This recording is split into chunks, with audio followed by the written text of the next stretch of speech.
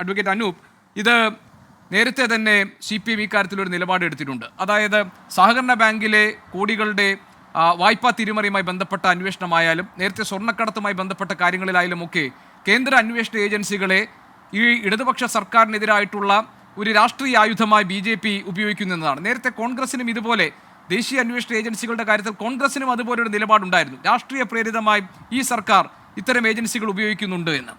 SFIO അന്വേഷണം ആ പരിധിയിൽ വരുന്നതല്ല എന്ന് കോൺഗ്രസ് ഇപ്പോൾ പറയുന്നത് എന്തുകൊണ്ടാണ്? അതിലേക്ക് വരാം. സത്യത്തിൽ ശത്രുക്കൾക്ക് പോലും CPMൻ്റെ ഈ ഗതി വരരുതേ എന്നാണ് ഇവിടെ ഇരുന്നു കൊണ്ട് ഞാൻ ആഗ്രഹിക്കുന്നത്.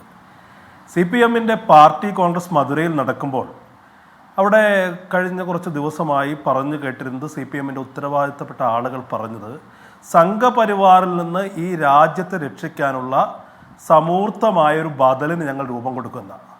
ഇപ്പോൾ ആ ചർച്ച മൊത്തം വഴിമാറി സംഘപരിവാർ ഭരണകൂടത്തിൽ നിന്ന് എന്ത് വില കൊടുത്തും വീണ വിജയനെ രക്ഷിക്കണം എന്ന അവസ്ഥയിലേക്ക് കാര്യങ്ങൾ എത്തുകയാണ്. CPM പാർട്ടി കോൺഗ്രസിൻ്റെ പ്രധാന പ്രമേയമായി വീണ വിജയൻ മാറിയിരിക്കുന്നു. വീണ വിജയനെ പ്രതിരോധിക്കാൻ വേണ്ടി വരുന്നത് വീണ വിജയൻ്റെ പ്രായത്തേക്കാൾ കൂടുതൽ രാഷ്ട്രീയ അനുഭവ പരിചയമുള്ള MA ബേബി ഉൾപ്പെടെയുള്ള വിജയരാഘവൻ ഉൾപ്പെടെയുള്ള ആളുകളാണ്. പണ്ട് CPM എന്ന പാർട്ടി അതിൻ്റെ സംസ്ഥാന സെക്രട്ടറിയായ പിണറായി വിജയനെ പ്രതിരോധിച്ചിട്ടുണ്ട്. അതിനൊരു അന്തസ്സുണ്ട്. അത് CPMൻ്റെ സംസ്ഥാന കമ്മിറ്റിയുടെ തീരുമാനപ്രകാരമുള്ള ഒരു അഴിമതി നടപ്പിലാക്കുകയായിരുന്നു പിണറായി വിജയൻ. ഇതല്ല, പിണറായി വിജയൻ്റെ മകളെ എന്തു പറഞ്ഞാലും നീ എൻ്റേതല്ലേ വാവേ എന്ന് പറഞ്ഞ് താരാട്ട് പാടുകയാണ് CPMൻ്റെ പോളിറ്റ് ബ്യൂറോസ് അംഗങ്ങൾ മുതൽ ഇവിടെ ഇരിക്കുന്ന ഹസ്കർ ഉൾപ്പെടെയുള്ള ആളുകൾ. അദ്ദേഹം പറയുന്നത് എന്താ? പിണറായി വിജയൻ്റെ മകളായതുകൊണ്ട് ഞങ്ങൾ പ്രതിരോധിക്കുന്ന. താങ്കൾ തന്നെ ചോദിച്ചു, കോടിയേരി ബാലകൃഷ്ണൻ്റെ മകൻ്റെ കാര്യത്തിൽ ഇത് ബാധകമല്ലേ? കോടിയേരി പറഞ്ഞത് എൻ്റെ മകൻ്റെ കേസ് മകൻ വ്യക്തിപരമായി നേരിടുന്ന. ഇവിടെ പിണറായി വിജയൻ്റെ കാര്യത്തിൽ, മകളുടെ കാര്യത്തിൽ അത് CPMൻ്റെ ഒരു അജണ്ടയായി മാറുന്നത് പിണറായി വിജയനോടുള്ള പ്രേമം കൊണ്ടല്ല, അധികാരത്തോടുള്ള വിധേയത്വമാണ്. CPMനെ സംബന്ധിച്ച് CPMൻ്റെ കാര്യങ്ങൾ നടത്തുന്നത്, നിത്യദിനാന ചെലവുകൾ നടത്തുന്നത്, ദൈനംദിന വ്യവഹാരങ്ങൾ നടത്തുന്നത് പിണറായി വിജയനെ ആശ്രയിച്ച. ഇപ്പോൾ CPM എന്ന് പറയുന്ന പാർട്ടി കേരള കോൺഗ്രസ് മാണി എന്നൊക്കെ പറയുന്നത് പോലെ CPIM ബ്രാക്കറ്റിൽ PV പിണറായി വിജയൻ എന്നായിരിക്കുന്നു എന്നുള്ളതാണ് യാഥാർത്ഥ്യം. ഇവിടെ CPM എത്തിച്ചേർന്നിരിക്കുന്ന രാഷ്ട്രീയമായ പ്രതിസന്ധിയുടെ ആഴമാണ് ഇതിൽ വ്യക്തമാകുന്നത്. താങ്കൾ ചോദിച്ചൊരു ചോദ്യമുണ്ട്, ഇത് സംഘപരിവാർ മുന്നോട്ട് വെക്കുന്ന ഒരു രാഷ്ട്രീയമാണോ ഇതിൻ്റെ പിന്നിൽ നിന്ന്? തീർച്ചയായും സംഘപരിവാർ ഇതിനകത്ത് ഒരു ലാക്ക് കാണുന്നുണ്ട്. അത് തന്നെയാണ് ഞങ്ങളെയും ഭയപ്പെടുത്തുന്നത്. സംഘപരിവാറിനെ സംബന്ധിച്ച് പിണറായി വിജയൻ്റെ മകളെ, പിണറായി വിജയൻ്റെ കുടുംബത്തെ ബന്ദിയാക്കിക്കൊണ്ട് CPM നയിക്കുന്ന സർക്കാരിനെ മോചനദ്രവ്യമായി ആവശ്യപ്പെടുകയാണ് ഇവിടെ സംഘപരിവാർ ചെയ്യുന്നത്.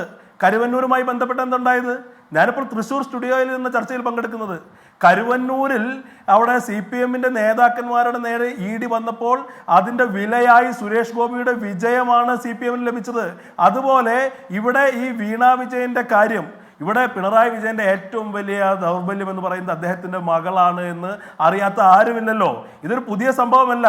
90കളുടെ അവസാനം 2000 തുടക്കത്തിൽ ഈ കേരളത്തിൽ സ്വാശ്രയ സമരം നടക്കുന്ന സമയത്ത് 2 സ്വാശ്രയ കോളേജുകൾ ഒരു ഗവൺമെൻറ് കോളേജ് എന്നൊരു മുദ്രാവാക്യം ഉയർത്തിപ്പിടിച്ച സമയത്ത് SFIയുടെ ആളുകളൊക്കെ തിരുവനന്തപുരം തൊട്ട് കാസർഗോഡ് വരെ സമരമുഖത്ത് നിൽക്കുമ്പോൾ പിണറായി വിജയൻ പാലക്കാട് വഴി കോയമ്പത്തൂർക്ക് യാത്രയാകുകയായിരുന്നു സ്വന്തം മകളെ സ്വാശ്രയ കോളേജിൽ ചേർത്താൻ.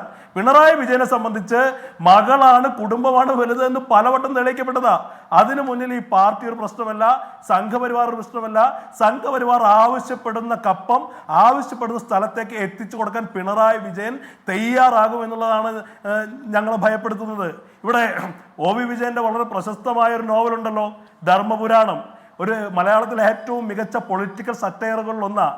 അതിൽ പ്രജാപതിയുടെ വിസർജ്യം പൂജ്യ വസ്തുവായി ആരാധിക്കാൻ തയ്യാറെടുക്കുന്ന അനുചരന്മാരെ കുറിച്ച് പറയുന്നുണ്ട്. അതുപോലെ ഈ പറയുന്ന പോളിറ്റ് ബ്യൂറോ അംഗങ്ങൾ തൊട്ട് ഹസ്കർ വരെയുള്ള ആളുകൾ പിണറായി വിജയന്റെ വിസർജ്യം പൂജിക്കുന്ന മാനസികാവസ്ഥയിലേക്ക് പാർട്ടിയുടെ രാഷ്ട്രീയം കൈയൊഴിഞ്ഞ് പിണറായി വിജയൻ എന്ന് പറയുന്ന ഒരൊറ്റ അജണ്ടയിലേക്ക് മാറിയിരിക്കുകയാണ്.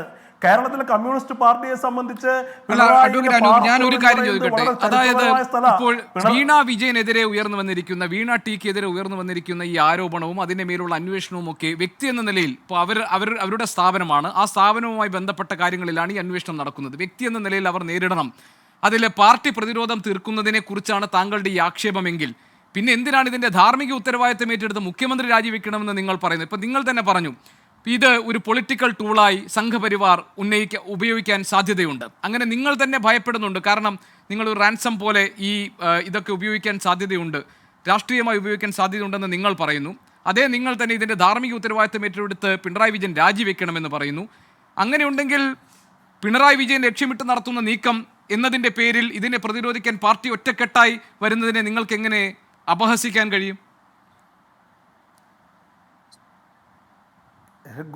ഗോപികൃഷ്ണൻ, ഞാനിവിടെ പറയാൻ ഉദ്ദേശിക്കുന്നത് വളരെ തുടക്കം മുതലേ പറഞ്ഞത് എന്താ, ഇവിടെ പിണറായി വിജയന്റെ മകൾ പ്രതിസ്ഥാനത്ത് നിൽക്കുകയാണ്.